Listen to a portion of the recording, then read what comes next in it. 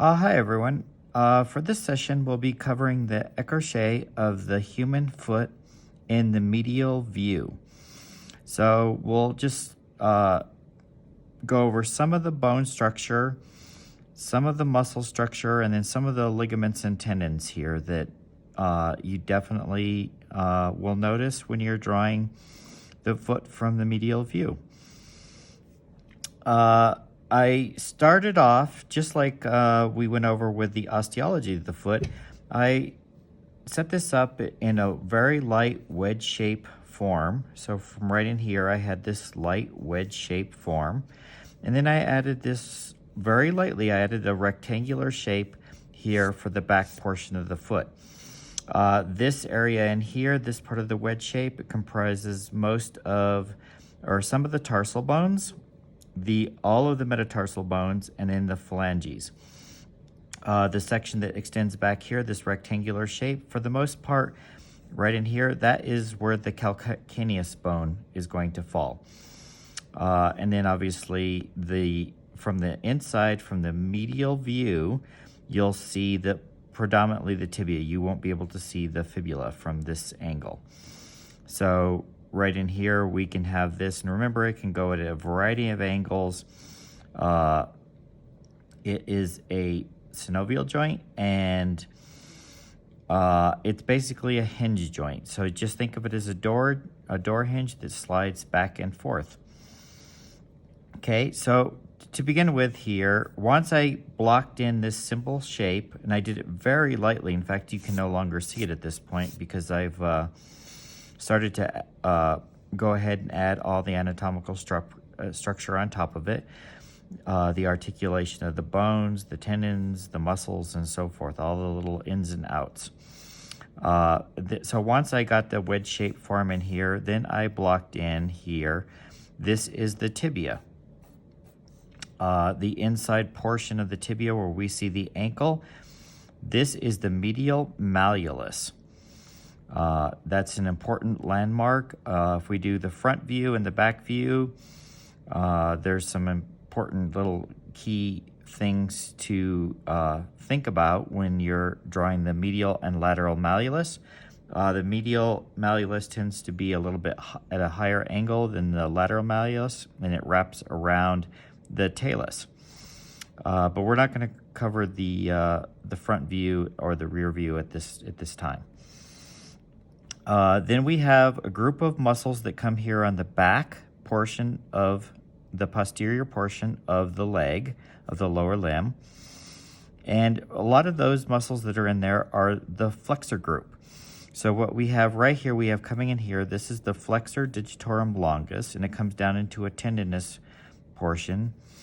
And then we have here, we see the Achilles tendon, the soleus and the gastrocnemius muscles, which are related to the calf muscles, will come down and connect to the Achilles tendon that comes down here and inserts onto the back of the calcaneus. If you can remember when we went over the osteology of the human foot, the bone that juts out here at the back is the calcaneus, and that is the largest of the tarsal bones. And remember, there are 7 tarsal bones. We have 8 carpal bones. We have 7 tarsal bones. From the medial view, you'll see the talus, which is in here, in this area right here. We see the calcaneus bone, which is in here. We will see the navicular bone, and that's this little bone right in here. Then we see the cuneiform bone, and that's right in here. And so in total, we'll see right here, we see 1, the cuneiform, and this is the medial cuneiform bone. Remember, there's 3 cuneiform bones: medial, intermediate, and lateral. From the medial view, we can only see the medial cuneiform bone, this little triangular shape that we see here from the side. That is the navicular bone. This part right in here that we're seeing in here, that is the talus. And then again, we have back in here the calcaneus. So we can see basically only 4 of the tarsal bones from the medial view. We also see the tibia, With the medial malleolus, we do not see the fibula. The fibula is much smaller, and it would be hidden behind the tibia from the medial view. So right here, this was the flexor digitorum longus muscle that comes down here, and then these ligaments are coming to wrap around. Then we have the flexor hallucis muscle that comes down right through here. So that's another one of the flexor muscles, and it will come and wrap around through here. Then we have, we remember on the front view here, we have the tibialis anterior, and so then we have the tibialis anterior ligament, which comes through. We have an anterior portion of this, and we have a posterior portion of that. This other thin little tendon that comes down here, and it wraps all the way down and connects onto our big toe, that is the extensor hallucis longus. So we have the extensor muscles here on the front, and the tendons that come down and connect to our toes, very much like what happens in our hands. And then we have the flexor group that resides on the back side here. Basically, the largest muscle grouping that we see, and one of the only muscle groupings that we see from the inside here, is the abductor hallucis. And that is this large grouping of muscles that comes right through here, and it all connects, and all of this comes and wraps through and goes right under in here. So that's the abductor hallucis. Most of what you end up seeing in the feet, just like with the hands, are the tendons and the ligaments. We also have the laciniate ligament that wraps across all of these right here, and it'll go over this, and it helps keep everything in place, helps keep all these tendons in place. When you have a high ankle sprain, you probably would injure either these tendons and ligaments in here or in here. But that's kind of the key structure here of the medial view. So again, we have the tibia, the inside protrusion right here. That's the medial malleolus. Then this whole section in here, this is the talus bone. And remember, that's a hinge joint. So this turns back and forth just like a hinge on a door. We have back in here that comes out, extends out in here, then comes down. This is the calcaneus bone. Then right in here, we have the navicular bone. This other bone that we have right in here is a cuneiform bone. And remember, that's the medial cuneiform bone. We have three: medial, intermediate, and lateral. We can only see the medial cuneiform from the medial view. Then we have right here, we have the metatarsal. And remember, this is our first phalanx. So this is metatarsal number 1. Then we have our phalanges after that. We have, in the case of the big toe, remember the big toe is different than the other toes. The big toe only has 2 phalanges. It has the proximal phalange, the one closest to us. The most approximate is the proximal phalange. The one furthest away, that's, if you were looking at it, would go off into the distance, is the distal phalange. The big toe does not have the medial phalange. Okay, so this is digit number 1. Our big toe, just like our thumb, is digit number 1. And then the other toes would be the other digits, and they would each have 3 phalanges. They would have a proximal, a medial, and a distal phalange. And the 4 other toes, digit number 1 does not have 3 phalanges. It only has 2. So that kind of makes up, remember, this is the Achilles tendon that comes through here.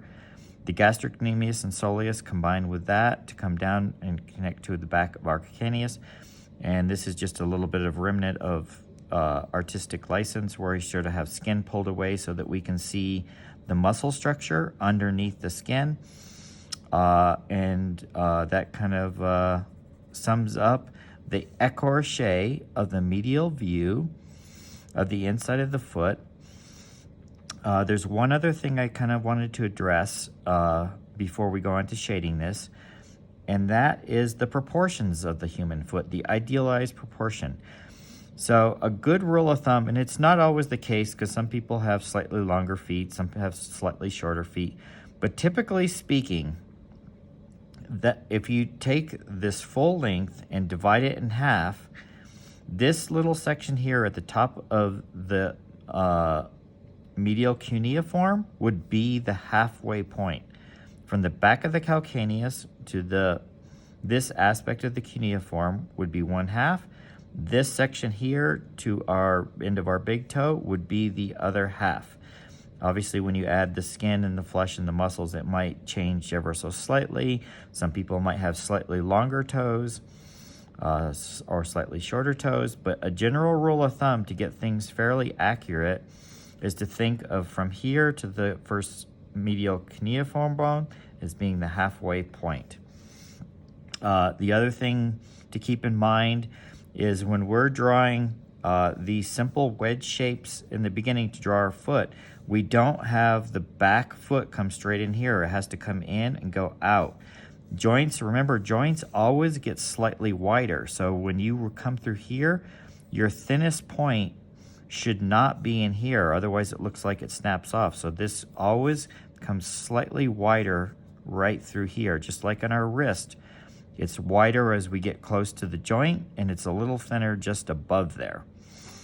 So you don't want to have this come straight down and out. There's always a little indentation right here, and that's the Achilles tendon coming and wrapping around, and we see here the edge of it right here.